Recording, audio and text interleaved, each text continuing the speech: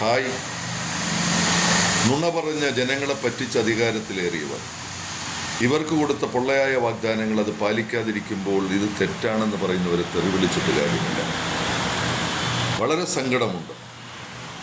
പാലിന് 4 രൂപ കൂട്ടി, തൈരിന് 10 രൂപ കൂട്ടി, നീലക്കാർഡിന് റേഷനില്ല, പെരുന്നാളിന് പെൻഷനുമില്ല, സ്ത്രീ സുരക്ഷാ പെൻഷൻ നിർത്തലാക്കാൻ പോകും, ലൈഫ് പദ്ധതി എത്രയോ പേര് വീടിനായും ഭൂമിക്കുമായി കാത്തിരിക്കുന്നു,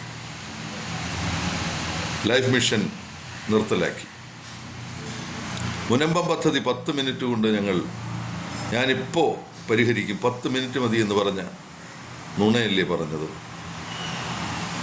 മുഖ്യമന്ത്രിയായ വി ഡി സതീശൻ പ്രതിപക്ഷ നേതാവായിരുന്നപ്പോൾ പറഞ്ഞതല്ലേ? ഇപ്പോഴും മുനമ്പം വഖഫ് പ്രശ്നം നീളുകയാണ്. PM ശ്രീ പദ്ധതി അധിക്ഷേപിച്ചവർ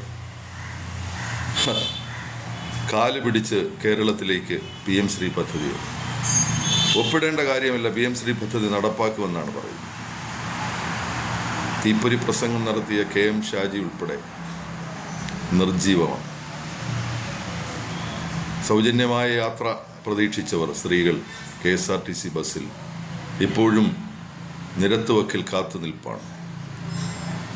അപ്പോൾ ഈ വാഗ്ദാന ലംഘനം, ജനങ്ങളെ പറ്റിച്ചതിൻ്റെ കാര്യം പറയുമ്പോൾ പ്രിയപ്പെട്ടവരെ, നിങ്ങൾ പറയുന്നവരെ തെറി വിളിച്ചിട്ട് കാര്യമില്ല.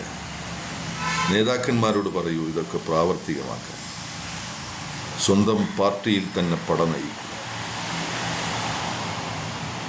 നമസ്കാരം.